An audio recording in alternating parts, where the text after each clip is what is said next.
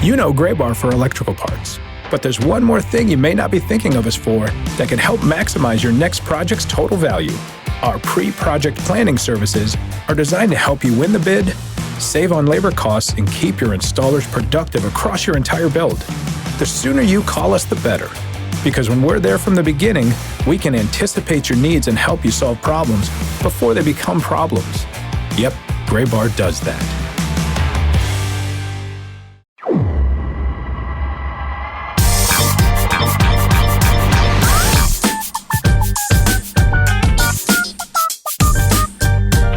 One of the most packed weeks of prospect and prospect-centric events on the baseball calendar is behind us, and we welcome you into this week's episode of the Show Before the Show podcast, the official podcast of Minor League Baseball, to talk about all of it and more. My name is Tyler Mon. Sam Dykstra is in New York City. What's going on, man? You recovered? In some ways, yes, and in some ways, no, because the minor league season never stops. So we're picking right back up with it, and I'll get into this later during our MILB TV picks of the week. But I am heading down to Durham this weekend to go see the Bulls and to write up some stuff from that and cover that. So already looking forward to that, already planning that, driving down with our colleague Kelsey Hennigan from New York City all the way down to Durham, North Carolina. So that'll be fun. But yeah, just when you think it's like, we're in the calm after the storm, a new storm picks up, and we'll talk about what else is on the horizon here in a few segments. We will. Futures game now in the rearview mirror, the Major League Baseball first-year player draft as well, the All-Star game, the American League with yet another victory over the National League. The NL got out to such a good start against Shane McClanahan in the first inning. I was like, well, this team's rolling. They are cruising. And then they didn't have a hit until the 8th after that first inning. And the AL took the win. But we have so much to discuss with you on this week's episode of the Show Before the Show. Benjamin Hill will join us coming up a little while later. We've got a fantastic Ghost of the Minors from Josh Jackson as well. And if you would like to get in touch with us, podcast at MILB.com. And you can find us on Twitter. He's at Sam Dykstra, MILB. I am at Tyler Mon. So let's kick it off, man. The futures game and the draft, as noted in the books. I feel like we should talk draft second because it'll keep you tuned in. Because there are some really interesting storylines that came out of the draft. But let's talk about the MLB All-Star Futures game in 2022, in which we, of course, did our draft last week. We had an extremely close vote in which my accidental vote for Sam Dykstra tipped the scales. 50.4% for Team Sam, 49.6% for me. Really, I mean, Sam won the Electoral College. I probably won the popular vote, let's be honest. But this is literally a popular vote. What are you talking about? But I don't have any states data on this. What are you talking about? Unfortunately, those two teams did not actually play against each other. Instead, it was the American League versus the National League, and the AL took a 6-4 victory in the futures game, as well as winning the All-Star game. The American League led by some impressive performances throughout the day. Jason Dominguez with a home run. A guy who I feel like we're going to be talking about a lot more as this season continues to go on. Matt Wallner of the Minnesota Twins organization hit a home run. Shea Langoliers hit a home run. But the AL just able to edge the NL 6-4. What were your biggest takeaways from the futures game? Yeah, I mean, it's only a 7-inning game, which is still a little bit of a disappointment because we only get to see these guys for seven innings, and some of these guys who pitched really, really well, we only got to see for a couple batters. Like Jack Leiter had a clean inning, which was great to see given his AA struggles this year. Emerson Hancock, who's somebody who's dropped out of our top 100, had a great inning himself, showed some really good sinkers, looked like his stuff was back, but again, it's only one inning. How much do you pour into that? So when you think about like, what are my takeaways from this game? I think the big thing that stands out in my mind was the one biggest highlight of the day, the highlight that went viral across all of baseball Twitter, not just prospect Twitter. Mason Wynn, who we said coming into the game has maybe the best arm in baseball right now, at least among position players. It's an easy 80 arm, threw a ball across the infield from shortstop at 100.5 miles per hour. He hit triple digits just without much of a windup, just collected a clean ball at shortstop, fired it over at 100.5 to Mark Vientos. Pretty good. And it's that sounds great, hitting triple digits, but just to put that into context, the highest or the fastest throw ever recorded in the Statcast era was set just recently by Yeah, Neil like Cruz, 3 another weeks top ago. 100 prospect. Yeah, that was 97.8 miles per hour. So this is not just like edging it. He cleared that bar significantly. If you've seen Mason Wynn, you knew this was maybe in the tank, and I'm sure there was a little added adrenaline in that for him. But this is just such a perfect moment from this game, because the whole point of this is to show you something you haven't seen before, likely. Maybe if you're listening to this podcast, you knew this already. I mean, you're probably into prospects as it is. You might have known about Mason Wynn's arm, but if you're like a Cardinals fan who's like, oh, I've heard about this Mason Wynn, he was a draft pick a couple years ago, could be pretty good, and then all of a sudden he unleashes 100.5 miles an hour, that's going to make you sit up straight on your couch. Like, that's exactly what the Futures game should be. You talked about the 3 homers between Jason Dominguez, Matt Wallner, and Shea Langoliers. Really great to see Jason Dominguez do that. I know there are some questions about whether he should be a top 100 prospect anymore. We got some news afterwards that he's going to high A Hudson Valley. So that's good. He'll get a new taste. He's been at Tampa for the last 2 years. Big deal for him. Matt Wallner hitting that home run. And again, this is something that if you're a Twins fan, you should be paying attention to, because his home run was at 115.8 miles per hour exit velocity. Now, that sounds great. It's 20 miles an hour above what the hard hit threshold is. But just again, for more context, the highest exit velo on a homer by a Twins player this year is 113.4 miles per hour by Carlos Correa. So Matt Wallner's power could probably already play in the majors. There are some questions about everything else, but given what he was showing in batting practice, based on what I've heard from folks who were there, and then to unleash that 3 batters after Jason Dominguez had homered, it was just a perfect version of what the Futures game could be. Again, would like to see it go 9 innings, would like to see at least one pitcher go more than an inning, more than 3 or 4 batters. But in terms of tools on display, it was all there in LA over the weekend. Pretty cool stuff. And that kicked off a packed week in Los Angeles at Dodger Stadium and in downtown LA near the former Staples Center, which has such a dumb current name that I'm not going to say it. The Major League First Year Player Draft opened on Sunday, and the 2022 draft came with its share of shock, especially in the first round. We were anticipating normalcy through those first couple of picks, but the third pick was a stunner, and I think it probably behooves us most to talk about guys like Jackson Holliday and Drew Jones before we get into the shocker of the pick. But Holliday goes first overall. He was the second rated prospect according to MLB Pipeline's top 250 draft prospects going into the draft. Drew Jones, who was number 1, goes second overall to the Arizona Diamondbacks, who continue to add a whole lot of impressive talent to their minor league system. And then Termarr Johnson, who was number 4, he goes 4th overall, and Elijah Green, who was ranked number 3, he goes 5th overall. So the top 4 ranked talents went in the top 5 picks. Let's talk about Jackson Holliday first. I think, it was always going to be kind of a toss-up between him and Drew Jones. I know for a while, Termarr Johnson was in that conversation and Elijah Green as well. But for Jackson Holliday to go 1st overall, first of all, makes me feel ancient, because I think I told this story a couple weeks ago. I remember being at a press conference at Coors Field when he was there at like 3 years old, and now he's a first overall selection in the MLB draft. But the Orioles building things up the middle. They've already got Adley Rutschman behind the plate. Jackson Holliday now is a potential long-term shortstop. The rest of the talent that's coming up in that system, they've got a lot. And then Drew Jones going to Arizona. The D-backs have been able to pull in a lot of talent somewhat quietly over the last few years. Yeah, it's funny you mentioned it that way, and I don't think that got framed as often as I would have liked it to. This is immediately how my thought process went too, is when you look at who the Orioles infield could be in a few years. Gunnar Henderson is one of the breakout prospects of the year this year. You can make a case for him being a top 5. I know some places have even said he might be the top overall prospect in baseball. We'll see how things are going to shake out when we do our midseason update. But he's been really, really special this year as a shortstop / third baseman. Jordan Westberg has entered the top 100 conversation there.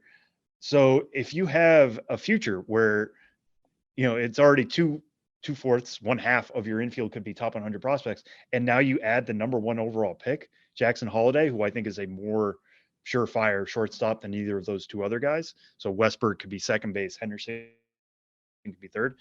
That's what, that's how winning franchises are built. Now, this is far away. Jackson Holiday is only 18 years old, but given all the tools that are there, and I think I still prefer Drew Jones as a player, but Jackson Holiday hit 685 this year. It's high school ball. It's Oklahoma. I get it. That's really special to do. He broke with like JT 17 Realmuto's, home runs, right? something like that. Yeah. He slugged 1,300. That's not his OPS. That was his slugging percentage. He broke JT Realmuto's high school record for hits with 89 in 41 games. He was averaging over 2 hits a game. Like, guys just did not know how to get him out. And he had as much rocket fuel in terms of what his profile was as anybody in this draft class. I don't think he was necessarily like a mid first round pick come March or April. And now all of a sudden he was in the conversation for number 1 and he goes number 1. It's a really special collection of tools, all of them grade out as at least above average. He's a plus runner, again, plus hit tool from the left side, which is not something you always see from shortstops. It's just really unique. And I think he plugs really well into what the framework of the Orioles pipeline is right now. So that's really interesting. And you mentioned Jones. My first thought process immediately went to, you could get an outfield of Drew Jones, Alec Thomas, and Corbin Carroll, completely homegrown. We'll see how they are as hitters. All 3 of those guys are quality plus fielders. Like, good luck trying to hit the ball in the grass in Arizona if all those guys make it to Phoenix someday. Obviously, we know Alec Thomas is already there. Corbin Carroll's knocking on the door now with AAA. Drew Jones may be the most tooled up player in this entire draft. It's no surprise to say he's a really, really good center fielder, really good runner, kind of like his dad earlier in his career. The bat, I think, is going to play as well. So we've had some mild shocks in the past in terms of who goes number 1 overall. And I know last week we kind of talked about, is it Drew Jones or the field? And I was leaning towards Drew Jones. Jackson Holiday could end up being the best player in this draft. It was much closer than that. It was not necessarily, Drew Jones number 1 with a bullet. So really interesting for those 2 systems. And like you said, they're very dynamic systems, and they got even more dynamic with those 2 picks. One thing on that D-backs organization before we talk about some people later on in that first round. Yeah, you mentioned Alec Thomas, Corbin Carroll, and now Drew Jones. They've also got Jordan Lawler. Their first round picks from the last 4 years could be top 100 prospects immediately, because 2019 they got Corbin Carroll in the first round, 16th overall. They got Blake Walston in the first round that year, 26th overall. Jordan Lawler was their first round pick in 2021, 6th overall. Now you've got a guy in Drew Jones who is a bona fide star in the making. But one guy who I also want to touch on, Tamar Johnson, who was asked, what do you want Pirates fans to know? And he said, I want them to know they just got the best player in the draft. I love that kid. Yes. Tamar Johnson's awesome. I've gotten a chance to watch him a little bit with USA Baseball over the years on some of their youth teams. But he is just so talented, and his level of not just confidence, but the intelligence that he brings with him, as saying, I want people to know I'm not just a baseball player. I take my studies really seriously. I'm a scholar athlete. I'm somebody who thinks about things outside of just baseball. He is such an impressive young guy. And to add him to a Pirate system that's really started to kind of rejuvenate itself. I mean, they got 5 top 100 prospects as of right now. If they can come to a deal with Tamar Johnson, they'll have a 6th, presumably, or possibly, I guess I should say. But that guy has such a bright future and is so much fun. And he just provides, he almost, and this is obviously very high praise to put on somebody, but in terms of his charisma, his talent, and the way he is an effusive ball player, he kind of makes me think of Julio Rodriguez in a way, where I think Pirates fans are going to fall in love with Tamar Johnson as soon as he starts making that climb. Man, I love that. I had not put that together, but I had a conversation with Tamar Johnson last year at the PDP League, and that's when he was a candidate to go number 1 overall. And I asked him, what are your thoughts on that? He's like, listen, that whether I go number 1 overall or not is not a big deal to me. I want to be a Hall of Famer. Like, I don't want to just be an average major leaguer. That's amazing. I am in this to someday go to Cooperstown. He said that when he was, I think, 17. And we should say, there's a reason why he says all this stuff. He was the best pure hitter in this draft. Yeah. There are some questions about whether he's going to be shortstop or second base. They're probably going to move him to second base. But the power plays really well for his size. It's not just pure hitting, but It is really, really good pure hitting. Uh, and he's going to be really special in that Pirate system. Looking at where they stand right now, I would probably make him their top prospect over a Henry Davis, even though Henry Davis was number one overall. Henry Davis had some injury issues this year, whatever. But Jamar Johnson, his ceiling is really, really special. And for him to know that and to play into that and have that carry on to the field, because if you watch him play, he's one of the loudest talkers I've ever heard in a good way. He's always chattering with people. He's that perfect middle infield prospect who's like, I'm commanding this. Like I'm going to be communicating with my shortstop so we know He how is we're a pulling things. captain in the making, Exactly. Right. If that's a thing that the Pirates wanted to do in any sort of formal way, he would be the guy that you would look at as, oh, he's going to inherit that mantle at some point. Yeah. So obviously we're big fans of Tamar Johnson here. Can't wait to see him get his pro career going. And I have very few doubts that he's going to hit the ground running. It might just be defensive issues that hold him back from climbing pretty quick. Not next year, not 2 years, but for a high school kid, he could certainly move fast. A line from his evaluation on MLB Pipeline is, quote, one scout gave him a double Hall of Famer comparison by calling him a combination of Wade Boggs' plate discipline and Vladimir Guerrero Sr.'s bat to ball skills. So you got a good one, Pirates fans. So now let's get to the shock of the first round, and that was the third overall pick of the draft. We had a conversation last week. Is Kumar Rocker going to be a first round pick? Not only was he a first round pick, but Kumar Rocker went to the Texas Rangers third overall. The upside obviously is massive for the former Vanderbilt ace or one of the Vanderbilt aces. And we'll talk about that because that's an interesting element to this selection by the Rangers.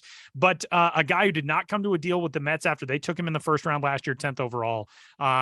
There were issues that the Mets were concerned about in his post-draft physical because Kumar Rocker did not participate in the pre-draft combine. He was not guaranteed portions of the original slot value of where he was drafted, all those sorts of things. So the deal ends up falling through with the Mets.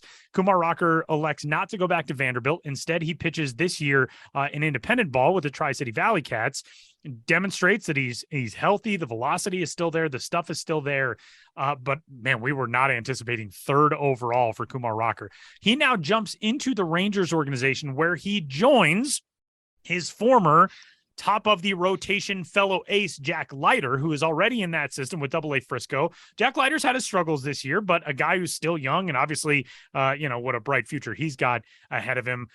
Your thoughts when the Kumar Rocker pick went out? I know pretty much everybody was tweeting their shock, and you were not somebody who was absent from that category.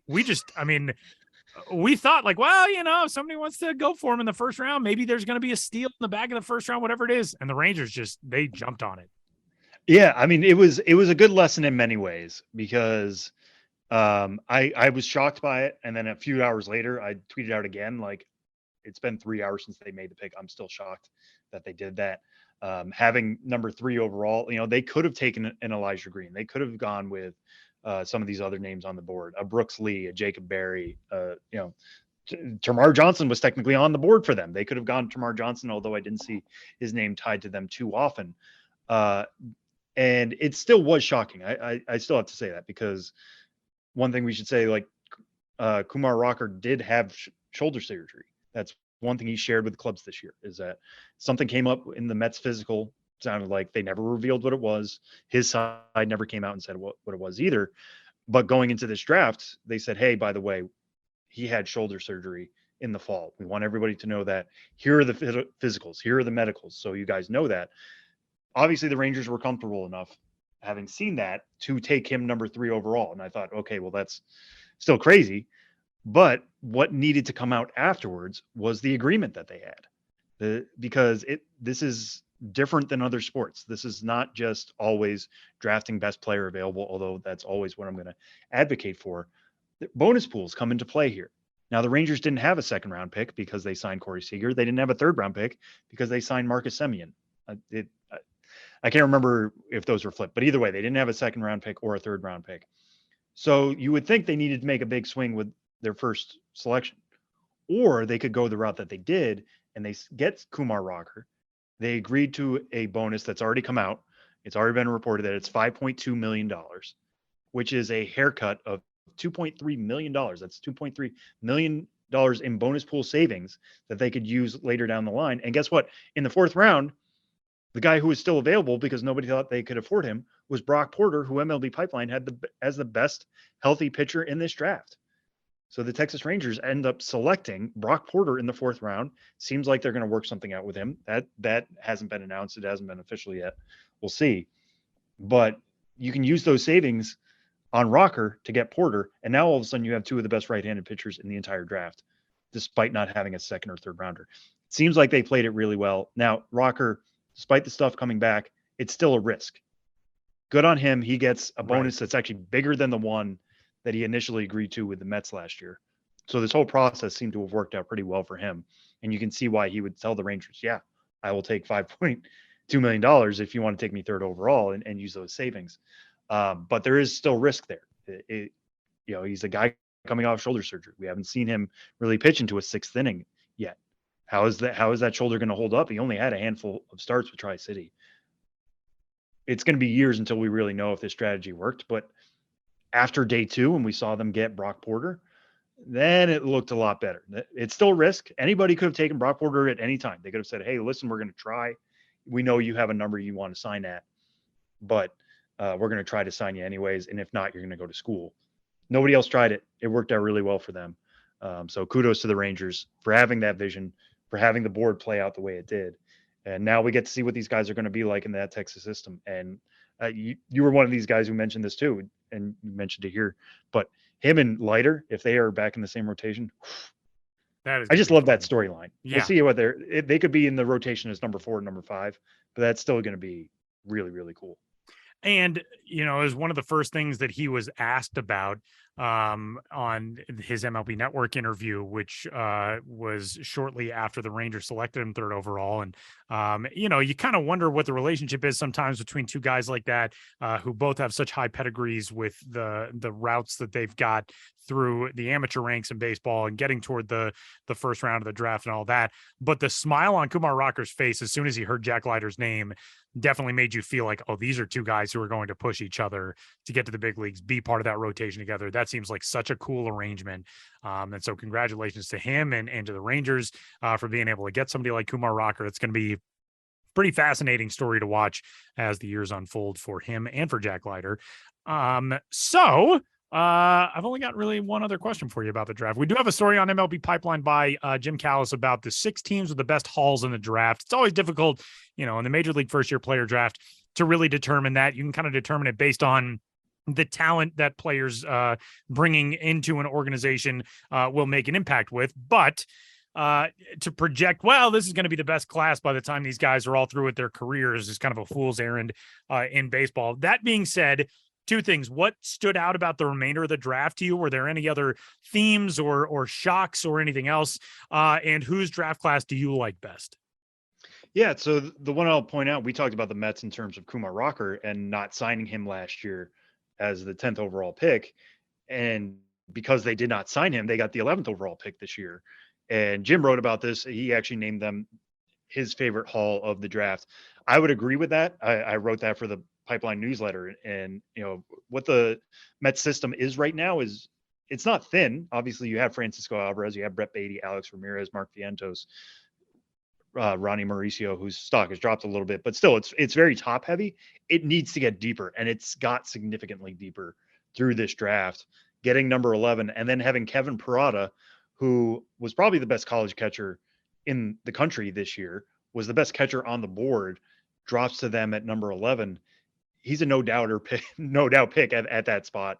They get Jet Williams, who seemed to be a favorite of scouts, shortstop out of Texas, at Texas high school, I should say. And then they get Blade Tidwell in the second round, a Tennessee right-hander who was the number 27 prospect for MLB Pipeline. They got 3 top 30 prospects, top 30 overall draft prospects in the first 2 rounds because the board just seemed to play to them that way. And they have the bonus pool to make this work. It seemed to really set up well for the Mets. I'm going to be really interested to see how Parada works in that system. There are some defensive questions with him, but it's potential plus hit, plus power. They would love to have the good problem someday of Francisco Alvarez and Kevin Parada bumping up against each other. That's a concern for years down the line. But it really seemed to set up well for the Mets, and I'm fascinated to see how that group, how that system's now going to look with all those guys in it. So that's our futures game and draft conversation. We've got more things related to that stuff as we continue along. Coming up here in just a little bit, we'll preview the second half of the 2022 minor league season. But before that, Benjamin Hill swings by the show coming up next.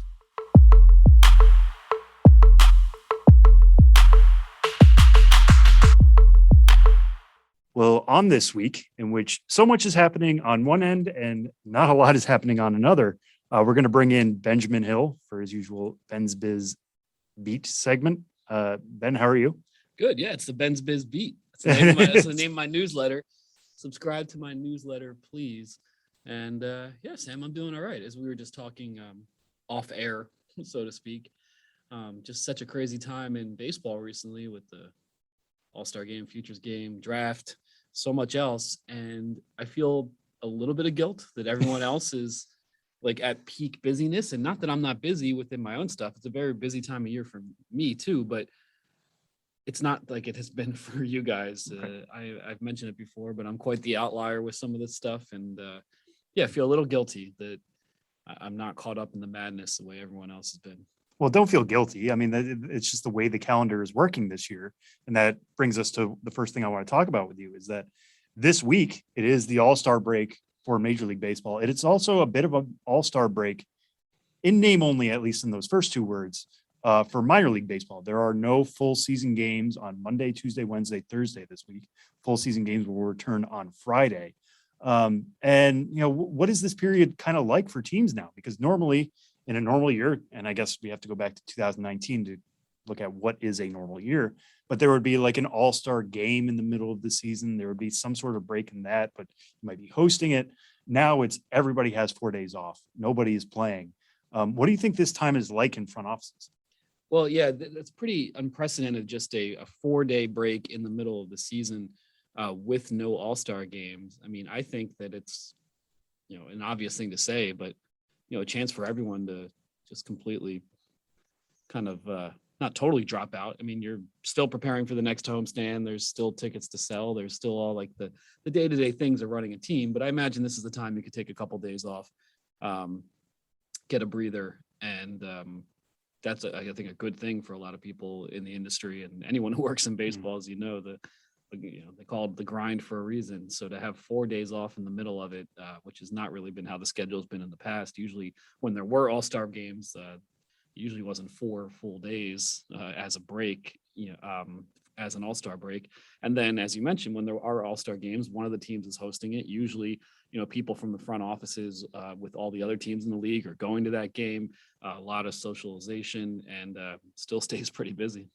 Yeah, and considering what I've heard from people talking, in minor league front offices, you hope that they're getting time off and actually taking some time to themselves. It also sounds like they're just dealing with like a backlog of emails and paperwork and getting all of your ducks in the row for a second half, because the season can kind of get away from you real quick, right? Oh, 100%. I mean, you can do all the preparation for opening day, but then when you're in the grind, those details really add up day to day to day. And you look at the schedule and you're like, well, we got this homestand, and wait, we're doing this theme night, and okay, what do we need for that? I mean, the details and logistics can be overwhelming for sure. Yeah, and let's address one part of this, and I said this before, that it's an all-star break, kind of in name only, at least in the first half of that statement, because there are no all-star games this year in minor league baseball. It's a question I get a lot on social media. It's a question you get a lot on social media. So I guess we should just kind of address that, in that for right now, we haven't heard any plans for 2023, and there's a long off season ahead. Things could change, who knows, but there are no all-star games this year. It's not something you can just pull out of a hat and say, guess what? We are going to have a Pacific Coast League all-star game next week. No, not at all. And I wish I was a little bit more privy to some of exactly why there aren't all-star games right now. As you said, Sam, they could come back. But yeah, an all-star game is something that, the team that's hosting, they're working on that for, in the off season, a lot, because maybe the game in and of itself, if you're hosting the Pacific Coast League All-Star game, Which I guess used to be the AAA All-Star yeah, the AAA All-Star game, or the Midwest League All-Star game, or the South Atlantic League All-Star game, fans are into that. Oh, cool, an All-Star game. But usually those events sell out, not just because, oh, we get to see all-stars from around the league, but because the teams go all out in making those like an entertainment extravaganza with, fireworks, lots of interactive stuff, pre or post game, street carnivals, bounce houses, things outside, live music. You try to make it a, full blown party to the extent you can, really showcasing your team, your operation, your ballpark, and you're also showing it off to, the rest of the league, the players, but also, the front offices from the rest of the league. It is great in that regard, is you're able to socialize. I mean, socialization is fun, and open bars are great if you end up in one of those. But it really is a valuable thing. I think we've been missing in this industry for a little while with COVID and all the restructuring. Is just these events, whether it's all-star games, industry events, the promo seminar, which is rebranded as the Innovator Summit, the winter meetings. They haven't been happening at all, or happening in reduced form. And I think we're going to get on track with that kind of stuff, even if it takes new forms. But I think the industry is missing the chance just to be together in season and off season, because it's important, because that's where you get a lot of ideas. That's where you make connections. In an industry with so much turnover and people moving from team to team, it's a chance to catch up with people, maybe look into new opportunities. And yeah, of course, just like all of us in any of our jobs, or a lot of our jobs, you do find that a lot of more white collar jobs can be done not in person, and that's there's benefits to that. But I still maintain, and I think a lot of people maintain, that getting in person just really means something, and leads to a different level of interaction and camaraderie, idea sharing, and opportunity. And I just hope we get back to that. Yeah, and if you look at an all-star game from just it's not something that can happen virtually, obviously. You can name an all-star team, they don't have to play, whatever. But just getting those guys that recognition, I think, is a big part of this.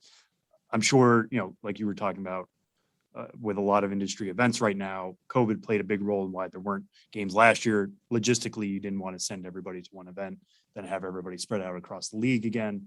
That may have been an issue. And I think, coming into this year, teams might not like prospects who they're trying to develop just playing a one-off in a game that doesn't really count, doesn't really matter. That being said, an all-star game is a recognition. It's a cool event. It's a thing that gets posted on your minor league player page. It's something that you get to carry with you for the rest of your career.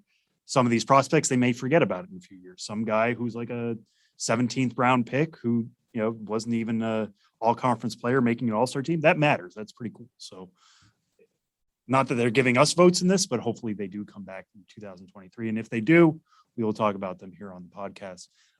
Ben, to pivot to one of your recent stories, going back to St. Paul, kind of wrapping up everything you did in the Midwest. St. Paul was one of the places you visited for the first time, and you got to meet somebody who in your story is called an usher-tainer, Seigo Masabuchi. What can you tell us about Seigo? Yeah, well, he's more than that. As I write in the story, yeah, he's an usher-tainer. He's also the St. Paul Saints Director of International Development, and he ran a ballpark marathon earlier this year. He's a hard guy to pin down. Seigo Masabuchi, from Japan, from Tokyo originally. And I first became aware of him when he ran the ballpark marathon in May. And knowing that I was going to St. Paul, I just kind of had him on my radar. Like, I want to learn about this guy and who he is, because it's a kind of a minor league baseball career that you can't really sum up succinctly. But basically, Seigo, he grew up in Japan, did not want to, take over his father's, construction business, which he was expected to do, as the eldest son. Got to know America a little bit through an aunt of his who had married an American. They had spent time in Minnesota. He ends up going to the University of Minnesota, is majoring in journalism, and he's doing liaison work between Japanese companies and American companies. As an example, he said, maybe 3M, who are based in Minnesota, he would help them get in touch with Japanese distributors and that kind of work. So he's doing that kind of work, and that leads to an inquiry from Japanese media who are saying, hey, this team, the St. Paul Saints, we want to cover them. Can you, maybe facilitate that? Because the St. Paul Saints, they started in 1993. As a distinct alternative to the nearby Minnesota Twins. It was an anything goes promotional philosophy. Mike Veck, Bill Murray, Gold Clan Group ownership. So they were getting a lot of attention, similar to maybe how the Savannah Bananas are now. Seigo helps facilitate Japanese media coverage. And then that leads to this sort of director of international development role with the team. It's a part-time role. It's just something he's done incidentally when needed. That Japanese media coverage led to, players in Japan wanting to come play for the Saints. He helped facilitate that. And then meanwhile, his mother had owned a karaoke bar growing up, and that leads to him singing karaoke at Saints games, in addition to being director of international development. And every single St. Paul Saints game, they have a sing around with Seigo segment where he does a karaoke song atop the dugout. He's wearing a sport coat with blue rhinestones and like an Indiana Jones type fedora, just like a real goofy character. So director of international development, sings karaoke every game. And about 10, 12 years ago, he started running marathons just as something he wanted to do. And he had initially the idea that he would run his 100th marathon at the ballpark at CHS Field, which has a 360-degree concourse. But then COVID happened, and it didn't just happen in that he had to stay at home. He got COVID, and he got it really bad. He was in the hospital. So then when he recovered enough to run a marathon, he said, okay, I'm not waiting for my 100th. I'm doing he called it, his comeback from the dead marathon at the ballpark. And he wanted to give it make it meaningful, give it a charitable component.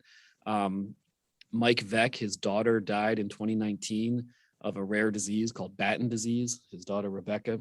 So when Seigo ran this marathon, it was to benefit Batten disease research and funding. And so he was able to raise thousands and thousands of dollars through running this ballpark marathon, which is 84 laps. These officials from U.S. Track and Field came, made it official. They measured the concourse, determined it was 84 laps. And he ran it, it started before the game, but he ran during a game. And you could bid to be a pacer for a lap, and have a one lap around the ballpark with Seigo. He actually sang karaoke at one point when he was running the marathon. I see you grimacing, Sam, as a runner. And he said, I'm not a runner. I ran 5K once, though. But he said it was a really tough marathon because the concrete, it was only on concrete, concourse asphalt, whatever that specific material is. And he was only ever running in, one direction. There's no, pivots on the track, no chance to kind of move the body and tilt it in another direction a little bit. But he said it was also one of the most meaningful things he ever did because, the support from the crowd, the money that was being raised, to benefit a great cause that he had a direct connection to, the fact that he had health issues and didn't know if he could run a marathon again. So anyway, to go to St. Paul, that's the kind of guy you got to write about. Seigo Masabuchi, the director of international development / between inning karaoke singer / ballpark marathon runner.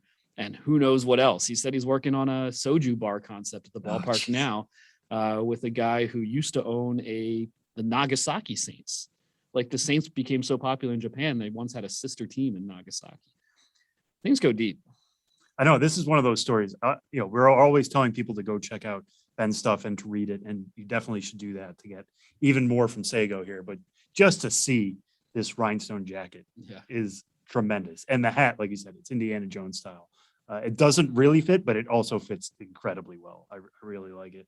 One thing before we move on from this story, director of international development is, I think, something I've never heard from a minor league team.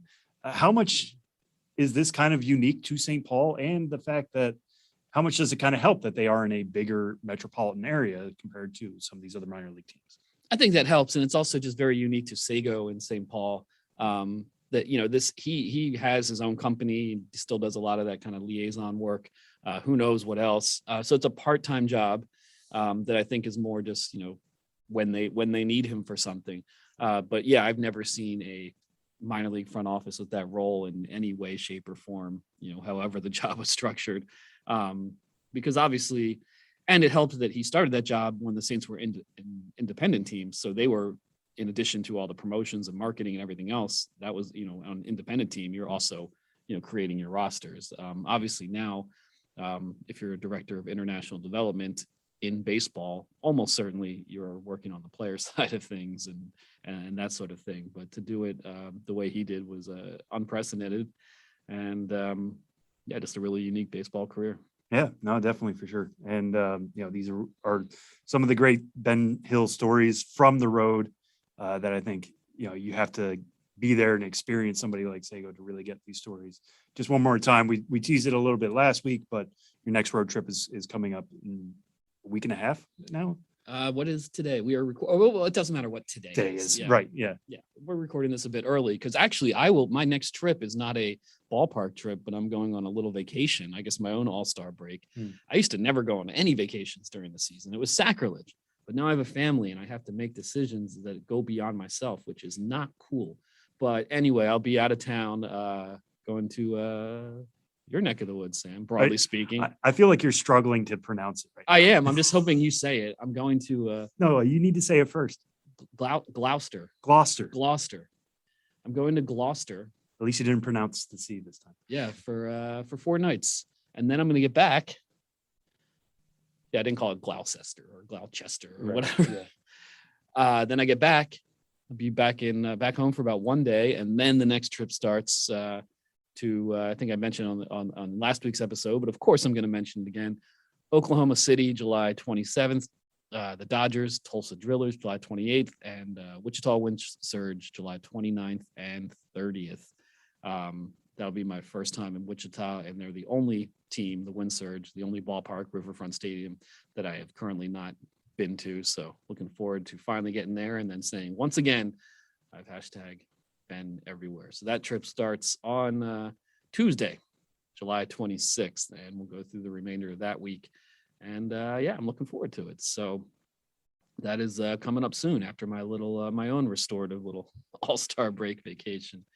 Nothing like a restorative vacation with a 16-month-old.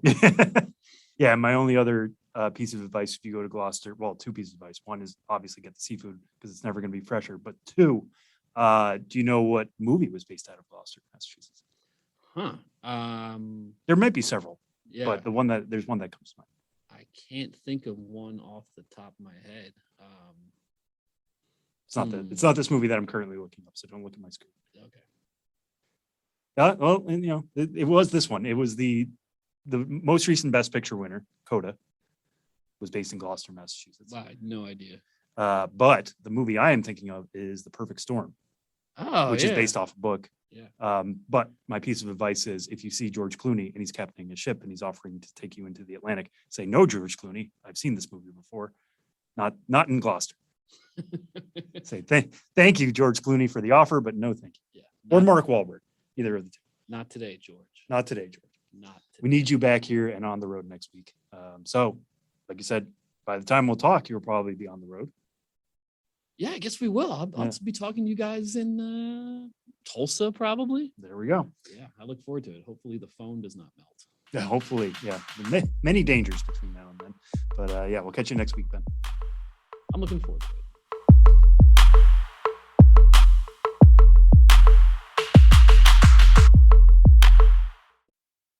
This episode is brought to you by Indeed. Stop waiting around for the perfect candidate. Instead, use Indeed sponsored jobs to find the right people with the right skills fast. It's a simple way to make sure your listing is the first candidates see. According to Indeed data, sponsored jobs have 4 times more applicants than non-sponsored jobs. So go build your dream team today with Indeed. Get a $75 sponsored job credit at Indeed.com/podcast. Terms and conditions apply. Big thanks to Ben for stopping by, as always. And we are nearing the start of the second half of the 2022 minor league season. We're recording this on Thursday, the 21st. So if you're tuned in on Friday, on the day our episode drops, the minor league second half of the season begins tonight. And there are so many storylines heading into the second half of this season, one of which is determined by one of the biggest headlines at the major league level, and that is the Juan Soto saga. Juan Soto and the Washington Nationals kind of getting set for a divorce, perhaps, it seems, as Soto turned down some pretty big money from the Nationals, betting on himself to be worth even more. And, man, if there is one thing that we have learned over the last few years, it is not to bet against Juan Soto. And he is a guy who I think has still, the amount of first round and upper echelon draft selections that were older than Juan Soto is still stunning. Like, that's how young Juan Soto is. But with the potential that a Juan Soto deal could be coming, there are so many minor leaguers now who become guys that are in the spotlight as, okay, is this person moving? I saw, a tweet yesterday from a journalist that there's a lot of discussion that one of our guys, Francisco Alvarez, could be on the move as the Mets try to lock up not only the National League East, but potentially a run of the World Series. Sam, the second half, the approach to the trade deadline, so much of this is going to be viewed through the prism of whatever happens with Juan Soto. How do you see this playing out now? Honestly, and I have no inside information on this, but just looking at what needs to happen with Juan Soto to get him traded, he has 2.5 years left before he becomes a free agent. That's a big reason why, I don't think he's taking that deal because control. Right. Yeah. And the contract that they were offering, started with a 4, which sounds eye-watering when you look at how much money that is, but also it was, I think, 13 years, something. It was a lot of years. He would have to basically give up the rest of his career to be in Washington. Maybe he wants to do that, but then, the average annual value should be higher as well. Anyway, they're not at a point where this needs to happen. And because of that, I think the trade package that would need to happen would be crazy insane. If you want to see us go crazy over Kumar Rocker getting drafted 3rd overall, it needs to be that times 10. You need to say, I can't believe they gave up so many of their top prospects, so many of their major league ready assets. I shouldn't say assets, major league ready players. It's going to be a crazy trade to make it happen. And I would say that it's not going to happen. That'd be my guess. That's kind of my feeling right now too. Yeah, it certainly could. And I would love to see what that trade package would look like. You go back to some of the crazy trades we've seen in the past. Like somebody brought up the other day, Chris Sale. Remember when that happened? It was Yohan Moncada, yes, a number 1 overall prospect, plus Yeah. Michael Kopech, who was another top 100 arm. Like there have been some crazy trades to happen. Juan Soto would break the scale completely because it needs to hurt on both sides. It needs to really hurt the Nationals to give up 2.5 years of the best young hitter we have in the game, the guy who just won the home run derby, the guy who's won them a World Series. They need to get at least 3 or 4 top 100 prospects, throw in a guy who's might be graduated from being a top 100 prospect. Look at the Mookie Betts trade, somebody like Alex Verdugo, who was a top 100 guy, but had graduated. And it needs to beat Mookie Betts because Mookie Betts only had 1 year left. This is 2.5 years. It's going to be fascinating if it happens. You look at somebody like the St. Louis Cardinals, maybe, who could pull it off, even though the Cardinals have a lot of outfield options. They don't have Juan Soto. So if they were willing to give up a Jordan Walker plus a Mason Wynn, plus like a Gordon Graceffo, plus a Tink Hence, something like that, like you have to keep adding pieces. It's not going to just be like, does Jordan Walker do it? Jordan Walker's great. We love Jordan Walker. He's not going to be Juan Soto on his own. It's just going to be fascinating to see how that's going to kind of go down. I really think the Nationals are in a place where they say, hey, listen, this is our price. You pay it or not. Yeah. Yeah. And I think we get to a place where this was just a fun thing to talk about in the middle of the season. The Dodgers could maybe do it. They don't have like a universal top 10 prospect like a Jordan Walker, but a Diego Cartaya is really good. They have, Lord knows they develop arms really well. They have a lot of guys pointing all the way up. Bobby Miller, Gavin Stone's been really good for them this year. They have enough pieces to make it sense. It's just they may not have that true headliner like the Cardinals. I don't know. We'll see how this is going to go down in the weeks ahead because it's also going to be a lot of teams trying to decide if they're contenders or not and whether the middle of the season is when you want to make this trade. Yeah, I think the key element to it is what you pointed out, which is that the Nationals have a lot of time to work with here. It's not as though Juan Soto is going to be a free agent this offseason and the Nationals have to get something for him right now at the deadline. They've still got 2.5 years to work on something here. And, I'm not entirely convinced he leaves Washington. I think right now, especially with the way that after that news broke, Juan Soto seemed very frustrated by the fact that it had gotten out in public. That makes me think this is not a guy who's just turning down a deal because he needs to get out of Washington. I think there is still a strong possibility that something gets worked out to keep him there. I don't have any intel on that and don't know for sure whether the Nationals are going to pony up more money than that. But I think there is a strong possibility that Juan Soto ends up sticking around anyway. but it certainly gives us a lot of fuel for conversation heading toward the trade deadline this year and potentially next year too.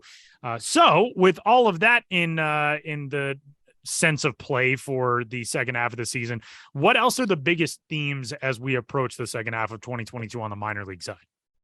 Yeah, I mean, it's going to be a lot of who gets called up in the second half. We mentioned Francisco Alvarez he would have to be a headliner in a Juan Soto trade. I still don't think the Nats trade him to the Mets as much as the Mets might want a Juan Soto. That you would have to imagine there's a tax for being in the same division. Yeah. So let's say that it doesn't happen. Francisco Alvarez stays in New York Met. He's at AAA right now. Had a great first half at AA. Looked okay in the Futures game. Again, it was only 7 innings. He didn't play that much, but yes, there might be some questions about him defensively. The Mets have a pretty big hole at DH. And when you have a guy whose best asset is his hitting ability, he might be one of the 10 best hitters in the entire organization, not just the farm system, the organization right now. And if you're the Mets and you're really making a run this year and you're trying to, become World Series champions for the first time since 1986, and you think this is a special group, maybe you turn to Alvarez. Maybe you say, hey, listen, if we just let you hit, do what you do best, we think you can play at the major league level. I'm going to be fascinated to see how that kind of plays. Another one I'll throw out there is Corbin Carroll. Like, again, somebody who is in the conversation, and it's a deep conversation for who is the number 1 overall prospect in the game right now. Corbin Carroll's in that group.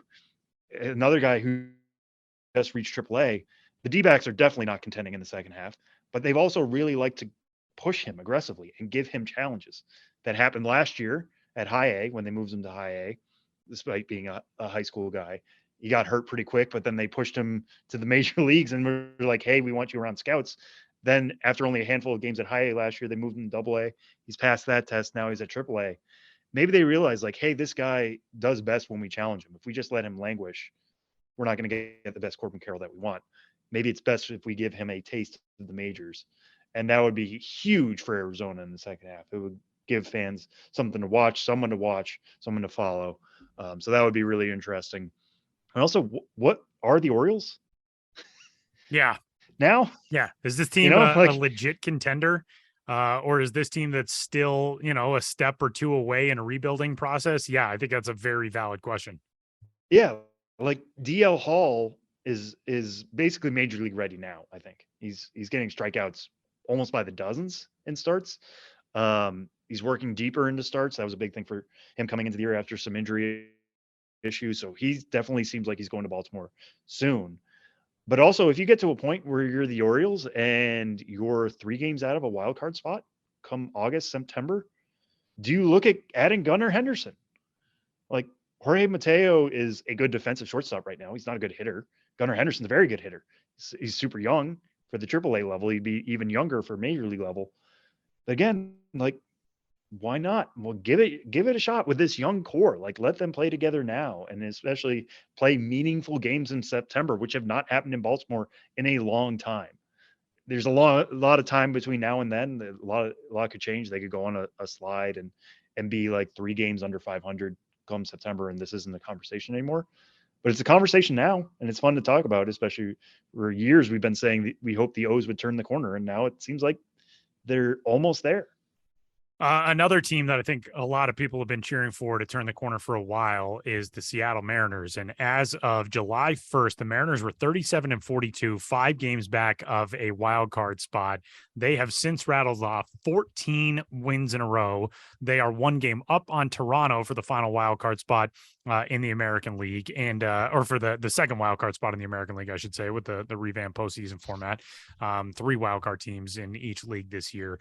But what do the M's do? Do the M's become a player as well? Because they've got such a good young core right now. They're trying to build a contender around. Did they make a splash and go out and try to find somebody who can add a big boost to that team as they make a run here through July? The Mariners clinched a winning July on July 16th. Like that's how good this team has been so far this month. Tampa Bay continues to make strides. They're at 10 games over 500 now and a game and a half up in that wild card race. So things can change in a hurry. That Mariners team had to leapfrog a whole bunch of teams between July 1st and July 15th to get where they are, and they did it. So do we see something where the White Sox, who have been hanging around 500, did they make a run of some sort? The Orioles are maybe the most fascinating case study in baseball right now on the American League side, certainly. So there is a whole lot to keep in mind. They said during the All-Star broadcast that over half of the teams in Major League Baseball are within 3.5 games of a playoff spot coming into the stretch out of the All-Star break. And, yes, is that due in part to the fact that there's an additional wild card slot? Yeah, to a certain degree, but, it's exciting to have more teams than not in the playoff picture. And right now it's a 5-team race for the 3 wild card spots in the National League with St. Louis and San Francisco. St. Louis effectively tied with Philly for that final wild card spot, and then the Giants are a half game out. But with everybody else, in the American League, there are 4 teams within 3.5 games of that final wild card spot. So it makes a whole lot more buyers than sellers, one would presume. And, we'll see what that means as we get closer to the trade deadline and what it means for prospects. But this is going to be a very fun second half on the major league side and the minor league side. Anything else people are keeping an eye out for in the second half on the minor league side? We've got guys who are stealing bases like crazy, which is something that we had seen go way, way down in baseball over the last several years. And, the minor leagues being no exception to that. But obviously the larger bases, the things that have been tried out for, the impetus of increasing offense. I was writing up a piece the other day for the hottest hitters in minor league baseball going into the break, and was looking at Zach Veen in the Colorado Rockies organization. Zach Veen has successfully stolen, I believe, 41 of 43 bases this year. And he is not even in the top 10 in steals in minor league baseball. He's technically tied for 10th, but you've got Esteury Ruiz in the San Diego Padres organization, who has already stolen 60 bags. There are some really interesting things happening statistically in minor league baseball. That's something to keep an eye on. You've got a couple of guys in the minors who have 26 home runs each, in Moises Gomez and a Nicholas Northcutt. There's always fun stuff to keep tabs on. And I feel bad now for not having said this immediately, but the pie slice rule. Oh, right. Is literally starting the day this podcast tomorrow. is starting. Yeah. So technically, when you're listening, it's today. And explain the rule for those who have not read the story or heard the news update. So the pie slice rule is coming to the Florida State League, and it's almost exactly what it sounds like. There is going to be an area behind second base, and they're just going to throw pie slices everywhere. It's exactly it's insane. It's going to really muddy up the middle of the field. But basically, shortstops and second basemen cannot play in the middle of the dirt like that. They can't line up directly behind second base. It's another way of trying to test out a rule that would limit shifts. There's been some shifting stuff about you can have 2 fielders on either side of the second base bag. Well, now we're not even saying you can be up the middle. You have to be on either side of this pie slice. It's, a continued use of the minor leagues as a testing ground for all this type of stuff, which is positive. We've seen so many different rules, from the pitch clocks and automatic ball strikes and, the widening of the bases, as we talked about, and all those different sorts of things. We used to see it only in the Arizona Fall League, things like that. But now seeing it in the minor leagues, and the FSL, of course, is such a easy spot to do it because the mechanisms are there to monitor how it works with, StatCast and cameras and all the stuff that's set up for Major League Spring Training. It makes the most sense to try it out in a league like the FSL, but I'll be really interested to see how that plays out. Yeah, no, I will too. And will batting average on balls in play go up like that? We've seen some of these rule changes happen, and then it's like hasn't had the effect you would think it would, which is why you test it out. Like you won't know until it plays. So are many balls up the middle really being stolen by shifts? Is like this the problem here? We'll have to see. And I'll keep a close eye on that. So that's what's coming up for the second half of the minor league baseball season as we kick things off on Friday, July 22nd. And we're back to wrap up the show after Ghosts of the Minors coming up next.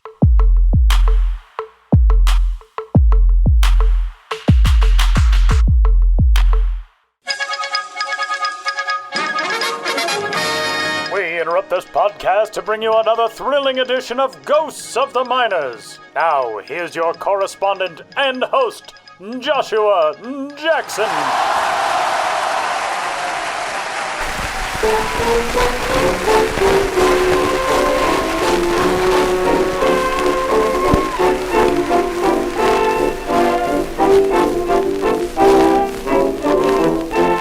Welcome back to Ghosts of the Miners, in which all of you out there in Radioland must identify the legitimate historical ball club hiding amidst the fraudulent pair. One once played Class C and Class D ball. If you guessed the others, you get an F. In the last segment, I asked you which of the following minor league baseball teams did at one time exist. A, the Adrian Yeags. B, the Bayonne Uggs. C, the Calgary Oz. You gotta believe the correct answer is A, the Adrian Yeags, who competed in the Southern Michigan League of 1909 and the Southern Michigan Association of 1910 and 1911, and who present a bit of an etymological mystery from history. Yeg, or Yegman, is a slang term for, most generally, a professional criminal, usually a burglar, or, most specifically, a safecracker. To the extent Yeg lives on today, it's largely because of the classic autobiography You Can't Win by Jack Black, which was first published as a serial in the San Francisco Call-Bulletin in the mid-1920s, and which details Black's adventures in housebreaking and jailbreaking as a Yeg, or member of the Johnson family, or Johnson, all terms for hard Scrabble no-goodniks from the 1880s until Black saw the error of his very fun ways and made good as the Call-Bulletin's librarian in the 1920s. In a few baseball reference works, the Adrian Yeags are said to have gotten their name from a person who was an inmate at Adrian, Michigan State Prison at the time of their 1909 debut. This was purportedly James Yeags, purportedly a famous safecracker. However, evidence for the existence of James Yeags, or even the legend of a James Yeags, is hard to come by. In fact, as early as 1903, an Ohio newspaper item claimed the term Yeg dated back to the time of the arrest of John W. Yeg, the first traveling professional safe blower, which, given the commonality of safes throughout the United States for much of the 19th century, may easily have been 50 years prior if it occurred at all. Furthermore, in the fall of 1913, just 4 years after the Eggs baseball team was supposedly named after a man supposedly then in custody in Adrian, the Detroit Times ran an article about the arrest of two Yegs, James Carroll and Louis Muzio, in Adrian, and the story makes no reference to the alleged Yeg namesake. All of this makes it unlikely, although not impossible, that the Adrian Yegs were named for a prisoner in Adrian at the time. A more convincing theory of the origin of Yeg for burglar or safecracker is that it has its roots in the German word Jäger, or hunter, and dates to the middle and late middle 19th century, when over 1 million German immigrants came to the United States, with many chasing riches or trying to avoid poverty in the Old West. It's easy to imagine a German-born prowler in search of a safe terming himself a Jäger, and his American gangmates referring to him as the Yeg, and the neologism would spread from there. But I don't mean for my talk of jewel thieves to steal your attention away from the Yegs of the Diamond. This much is certainly true. In the early 20th century, Adrian had both an industrial reform school for girls and a 14-room prison that the State Board of Corrections and Charities had called among the best jails in Michigan in 1897. Yegs, whether for an individual or for the then common slang broadly meaning burglars, was a playful glamorization of the bad boy lifestyle repurposed for a ball field moniker, brought into a league that already featured the Jackson Convicts, named for Michigan State Prison in Jackson. These Yegs, though, couldn't get away with a thing. The inaugural Yags team did feature infielder Carl Vandegrift, who grifted not a van nor anything else for Adrian that year, when the '09 Yags finished ahead of only the lowly Battle Creek Crickets. When Vandegrift was promoted to the Yags manager for 1910, a title again escaped his sticky fingers. The Yags of 11 were no great club either, but they did have a master thief. Dan Jenkins led the league with 76 stolen bases. But when Adrian took on a loose affiliation with the nearby Tigers in 12, the club began to be called the Lions. And that's how the Yags cracked up. Now, on to the question for next time. Which of these teams stood alone in the minors of yesteryear? A, the Concord Self-Reliance. B, the Lubbock Loners. C, the Corning Independents. Want to know the answer? Spend a little me time. Or tune into the next Ghosts of the Minors. But for now, you'll have to excuse me. My producer Ben Hill is on vacation, and I've got to ruin it.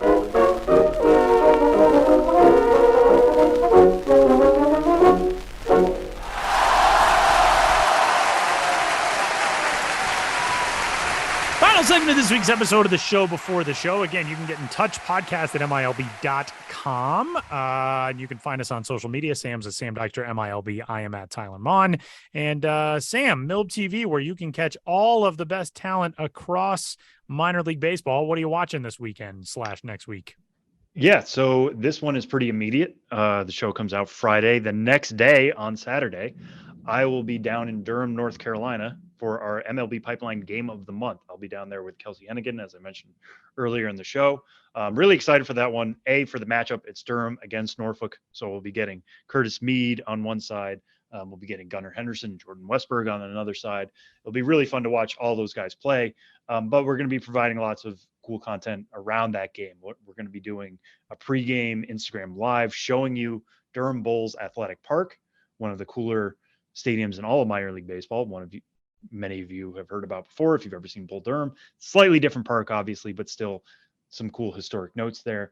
So we'll be taking you guys through that. I'll be doing an Instagram live with Curtis Mead, a Q&A with him that'll write up for the site on MLB.com. Hoping to get Taj Bradley. He's now at AAA as well. We'll be doing a pitching lab story with him. So lots of cool stuff around that game. We'll also be appearing on the broadcast for a little bit, but do recommend that everybody tune in. Regardless, even if that was an MLB Pipeline Game of the Month, it's just really cool matchup and two AL East affiliates, two teams that should be going for it in the second half, like we said earlier, between the O's and the Rays. So a good chance to watch some of those guys on the farm on Saturday. Tyler, what are you looking at? Jason Dominguez is up with the Hudson Valley Renegades at High A. The Renegades are on the road at Wilmington this weekend, but then they're back home coming up on Tuesday, the 26th, to take on Brooklyn. So not only do you get to see Jason Dominguez in his new home ballpark on MILB.TV, but you also get to see him against a Mets affiliate. So that's fun. Watch The Martian. Get excited about him. And that'll do it for this week's edition of the show before the show. And for Sam Dykstra, I'm Tyler Mom. We'll talk to you next week.